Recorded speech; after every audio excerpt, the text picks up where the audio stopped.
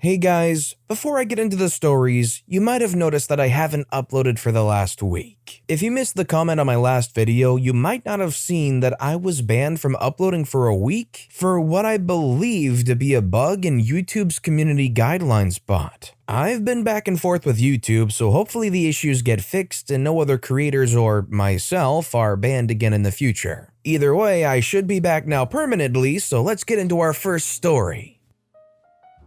Our first entitled parent story of the day is by That Hurts Aubrey, entitled Mother Almost Crashed Into Us with Her Car. This is another story of my entitled mother neighbor I thought I would share with you. This takes place about a few years ago, 2017 to 2018. I went to a really nice school that was about 25 minutes away from our house driving, so my dad was required to take me every day.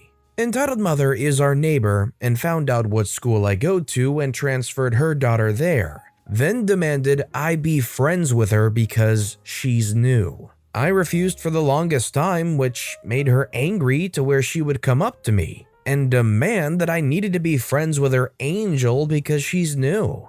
The daughter eventually made her own friends, and we all avoided each other. We thought she finally stopped when her daughter made friends, but no. She decided that she needed to race my dad every day to the school and drop her daughter off first. She would sit in her car and wait until we leave, so she can leave at the same time, then speed and weave in and out of morning traffic in order to get ahead of us and get to the school first. My dad was afraid she would crash into us, so he would let her go ahead, but then would take an alternate route that was 4 minutes faster so we would get there first. He wasn't doing it on purpose though, because we always take that route before her daughter started going. She would just speed ahead, so she never saw us take it. She would get very angry and slam her hands on her driving wheel and curse up a storm through her rolled down windows every time she would pull up to the school and see me already closing the door to the car and walking in.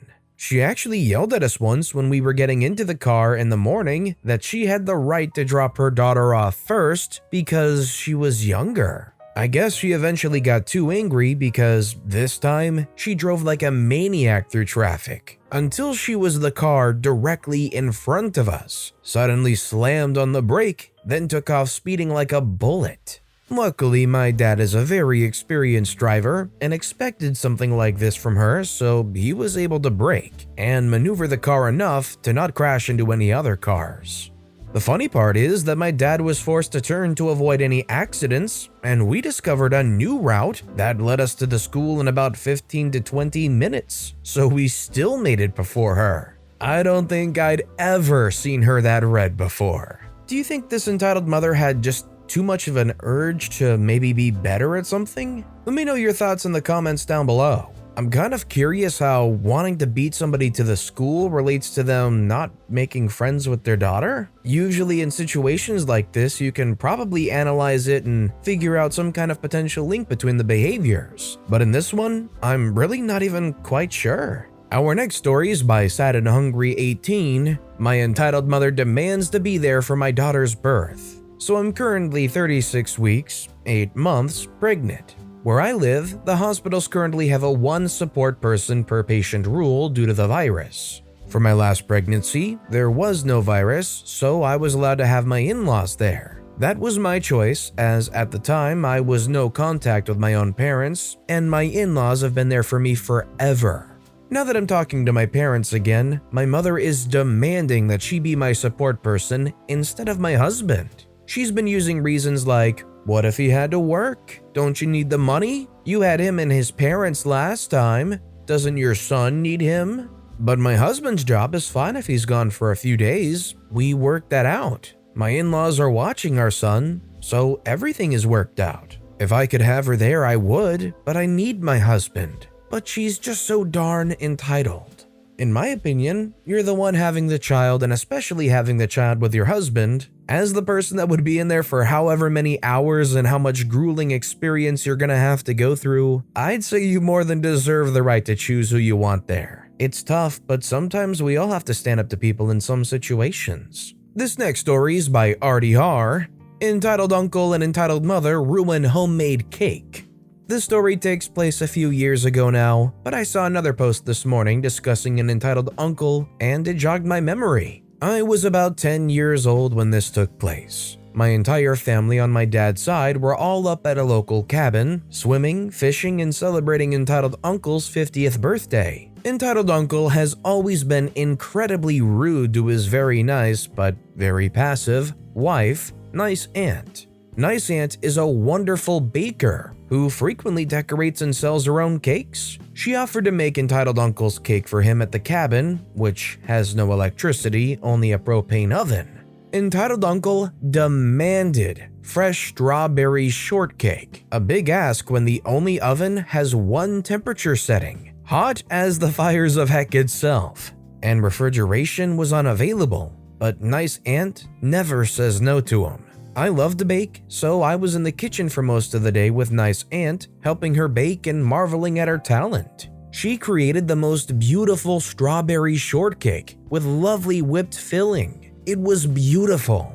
Enter entitled mother, who decides to pop into the kitchen after we've both been working away for 6 hours. The entitled mother says, "Is that the cake?" pointing very closely to the cake. Nice aunt says, "Yes, but just be careful, don't disturb the top of the cake." The entitled mother huffs, "Well, whatever, it looks okay, but you really should have just gotten him store-bought. It'd probably be better." Entitled mother really dislikes nice aunt because entitled mother thinks that nice aunt took her baby boy away from her. Really horrible family dynamics there. Nice aunt just quietly bows her head and I go out to gather everyone, including entitled uncle, so we can sing happy birthday. We're all gathered around, singing, and nice aunt sets the cake in front of entitled uncle. The song ends, and we're all sitting in anticipation for entitled uncle to blow out the candles, but entitled uncle says, "There's sparklers on the cake."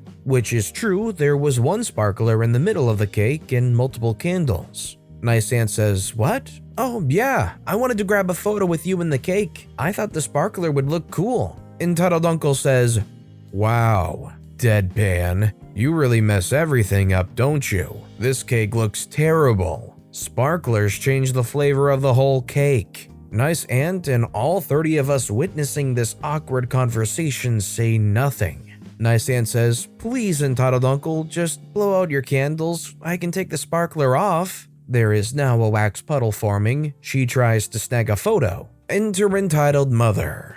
"Wow, see, I told you. I should have just gotten the cake for him. He's my baby boy. He hates sparklers. What a stupid cake." When she saw nice aunt trying to take a photo of the cake, she tried to snatch nice aunt's camera. Entitled mother says, "You always mess everything up. Why would you want a photo of this crappy cake?" At this point, the rest of us began to pipe up. The cake looked delicious. Sparklers didn't change the flavor. Please just blow out the candles. Entitled uncle then began screaming at nice aunt, screaming at us, screaming that we hated him and that nice aunt was a horrible person for doing this to him. And entitled mother joined in too. They stormed out of the cabin, but not before entitled mother tried to throw the cake off the table. Thankfully, my dad got in between her and the cake, and they both stormed out. After, we cut the very delicious cake and all enjoyed, except for entitled mother, nice aunt, and entitled uncle.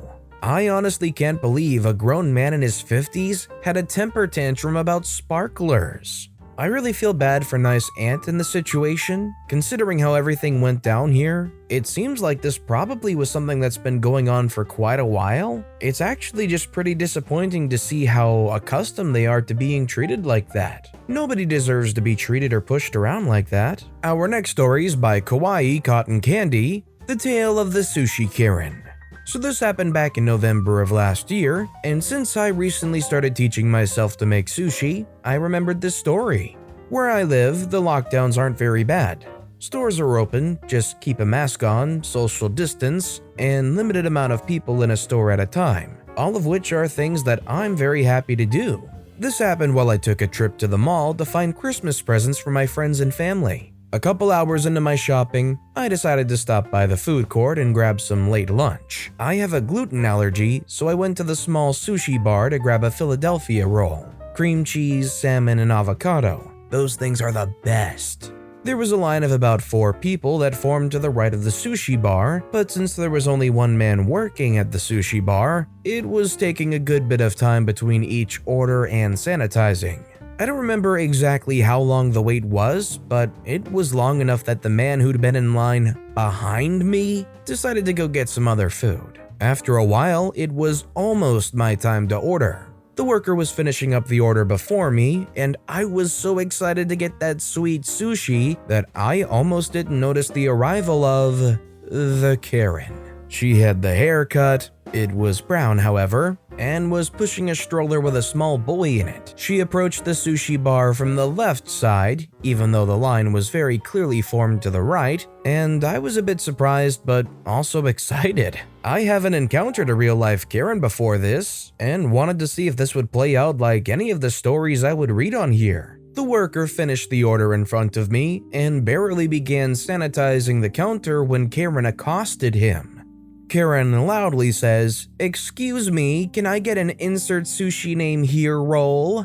And quickly, my baby's hungry and tired." Her son was wide awake in the stroller and giggling happy at a toy he had, completely ignoring the sushi bar. The worker looked at her with a very tired expression, ignored her, and turned to me and asked me what I would like. As I ordered, the Karen started spluttering in surprise. I don't know why she thought that the worker would take her order first when I'd been standing in plain view of the counter for at least half an hour by now. Luckily, that was the end of the confrontation, save for a dark glare in my direction from the Karen as she was forced to get into the actual line. So, not the most exciting Karen story, but still a funny experience.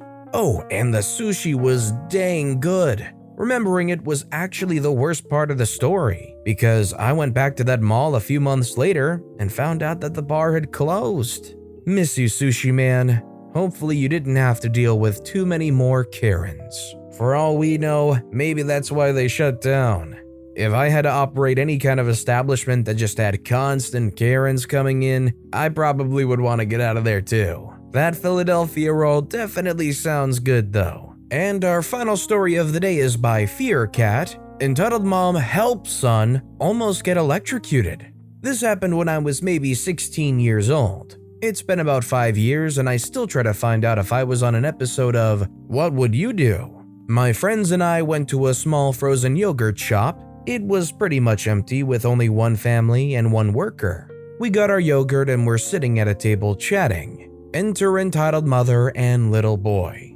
Little boy is probably 5 years old. Entitled mother waltzes in on her phone talking so loudly, my friends and other family all turned and looked. She sits down at a table and opens her laptop and starts typing as she continues her loud phone call that I presume was for work. Little boy is clinging onto her leg trying to get her attention, and she is completely ignoring him. Like I said, it was small. There wasn't really any music playing that I can remember, and now we are all subjected to her business call while little boy pulls her leg and whines for her. Mind you, they also haven't bought anything from the shop yet. After a while of ignoring little boy while he continues to pull on her and try to get her attention, entitled mother sighs all frustrated, reaches into her giant bag and hands a box to the son and tells him, "Go play."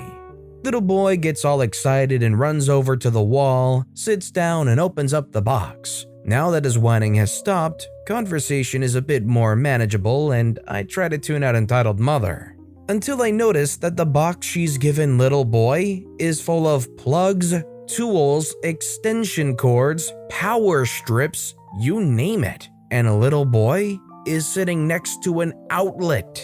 He starts by plugging a power strip into the outlet and then plugging several more cords into the now active power strip. And I am watching wide-eyed. Like, is this really happening?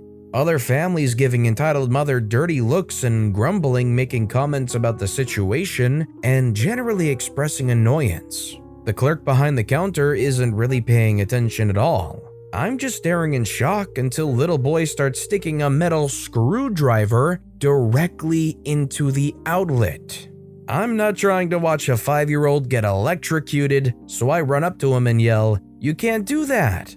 Entitled mother huffs, covers her phone for a second, doesn't even turn around and just says over her shoulder, "Don't do that," to little boy. I give entitled mother a look like, "Are you serious?" And she gives me one back that's like, "What?"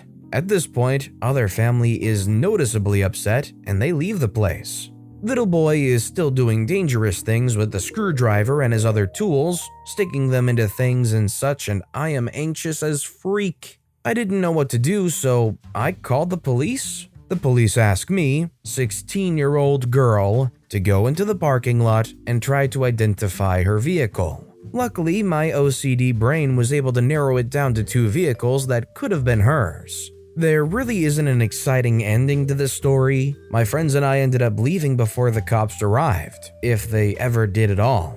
On the way out, I told entitled mother that she should watch her kid better. She pointed to her phone to show me she was on a call. Yeah, I know, we all know. And gave me a dirty look. I hope they did something, and I hope that little boy's okay, but darn, what a stupid entitled mother. I definitely think calling the police was probably the right situation here. Who takes their kid to any kind of restaurant and then hands them a box of stuff that involves power cords, screwdrivers, tools, and just cords and whatnot? It's like, what's the bottom line here? It seems pretty apparent what might be happening. I just hope the police did show up.